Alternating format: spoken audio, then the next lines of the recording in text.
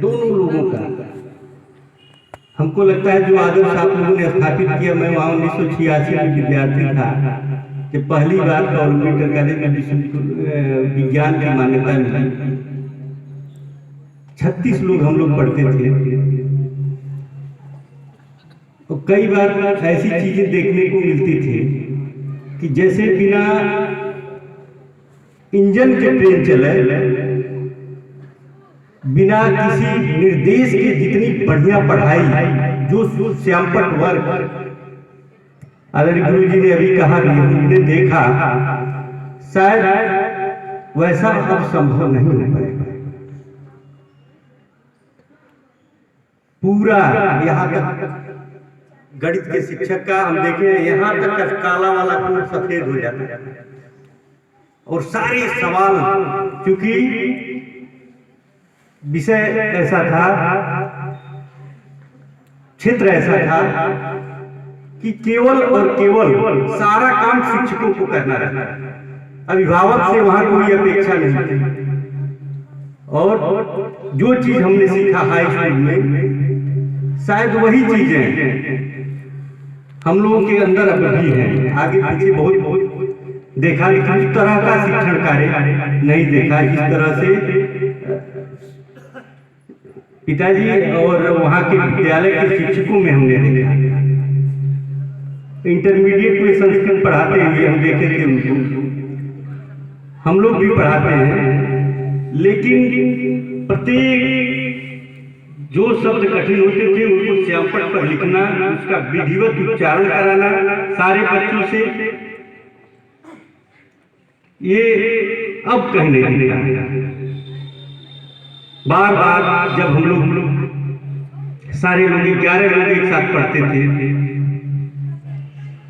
11 लोग जब सो जाते थे, कई बार हमने देखा है कि पढ़ने के लिए वो हम लोगों के ऊपर जूता पहने चढ़ जाते थे। इतना उनको आक्रोश रहता था और कहते थे कि मैं यहाँ से इंदुपुर पैदल जाके पढ़ता था, 2-2 नदियों को पार करके। शास्त्री जी के बारे में कहा जाता है कि शास्त्री जी मुगल सराय से तैर करके 4-5 किलोमीटर की दूरी होगी, मुगल सराय से तैर करके आते थे।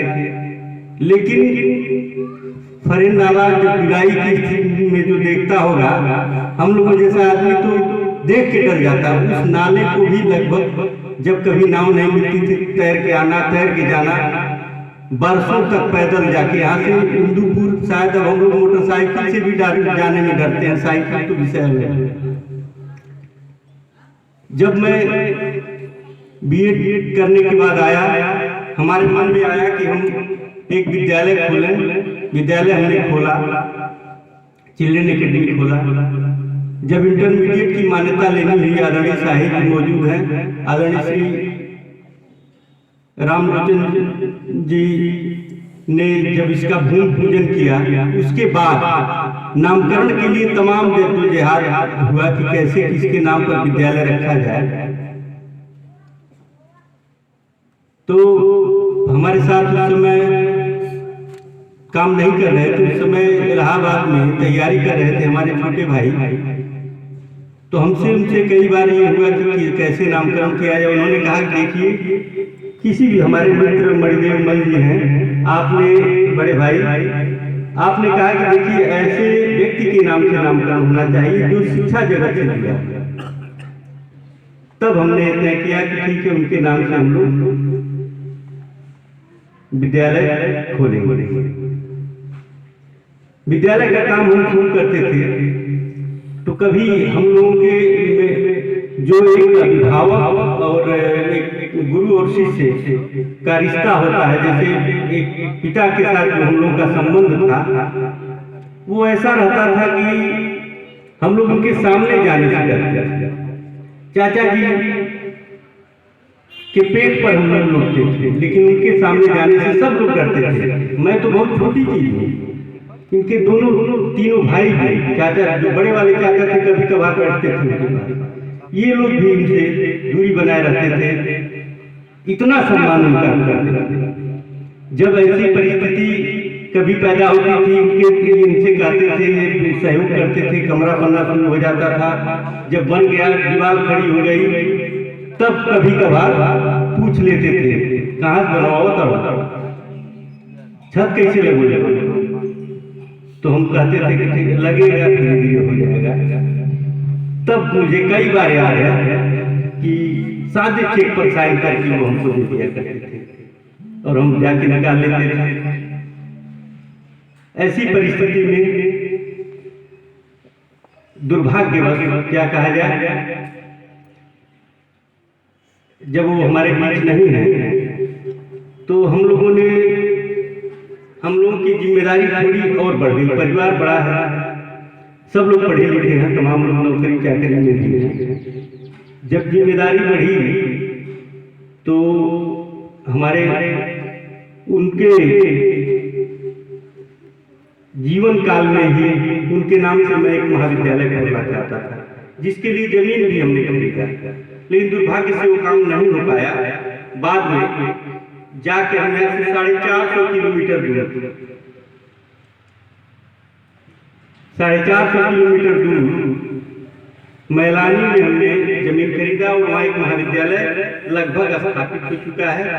अगर सब कुछ ठीक ठाक रहा, कोई विपरीत परिस्थितियां नहीं आई, तो इस वर्ष से संबद्धता मिल जाएगी, काम हो जाएगा।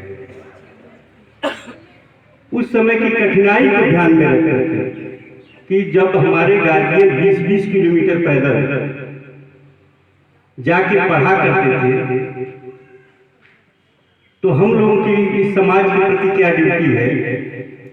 चाचा कभी कभी कहा करते थे कि हमारे बाबा निरक्षर थे।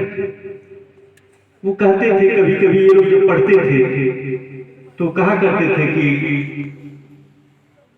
पढ़ाइया खाए गई, लेकिन परिस्थिति के साथ ये भी हमने बदलते देखा कि जब हम लोग बड़े हो गए, हम लोग पढ़ना लिखना शुरू किए, तो वो पर डे शिकायत करते थे कि ये लोग ये पढ़ नहीं रहे हैं, सब घूम रहे हैं, ऐसे कर रहे हैं, वैसे कर रहे हैं। तब पढ़ाई का महत्व उनको समझ में आया। क्योंकि पिताजी बताते थे कि जब मैं इंटरमीडिएट किया, उसके बाद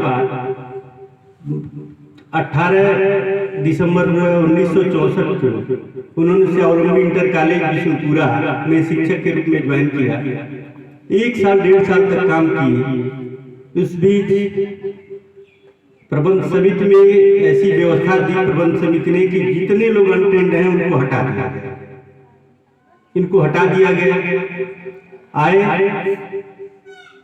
उस समय के तत्कालीन मुख्यमंत्री चौधरी चरण सिंह को इन्होंने पत्र लिखा कि मैं किसान का बेटा हूं और मैं शिक्षक बनना चाहता हूं, हमें प्रशिक्षण करा दिया गया। तो सरकार की तरफ से इनको पत्र आया कि आप शिक्षक प्रशिक्षण संस्थान बीटीसी के लिए पिपराइच में आपका नाम आप जाकर के लिखवा लें। जाकर उन्होंने पिपराइच से बीटीसी किया और पुनः 20 मई 67 को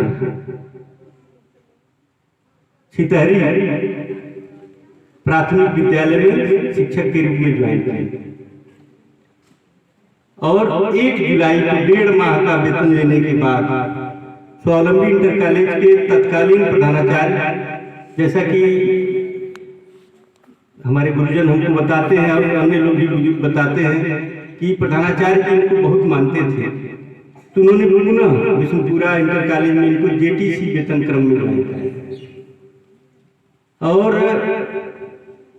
तब से हमारे गांव के 3 लोग पहले श्री मिश्री प्रसाद चौधरी, श्री नवनाथ यादव जी, स्वर्गीय नवनाथ यादव जी, और ये 3 लोग पहले वहाँ शिक्षक के रूप में काम करते थे और बताते थे कि यहाँ से लोग मटियरवा घाट उतर के पैदल चले जाते हैं। बाद में साइकिल इत्यादि की सुविधा बढ़ी।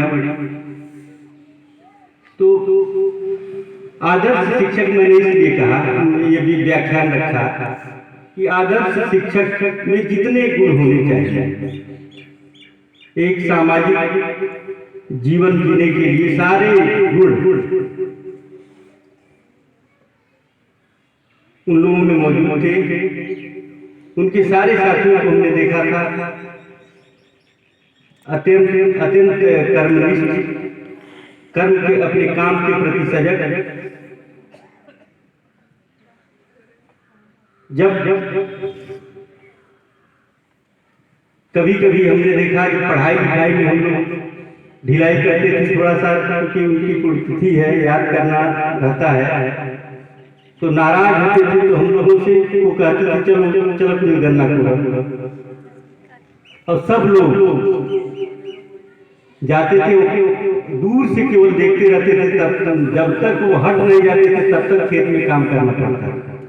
इस अनुशासन की वजह से चाहे सामाजिक जीवन में चाहे राजनीतिक जीवन में सारे जगह जो सफलता या जिस तरह का संस्कार उन्होंने दिया, और उनके साथ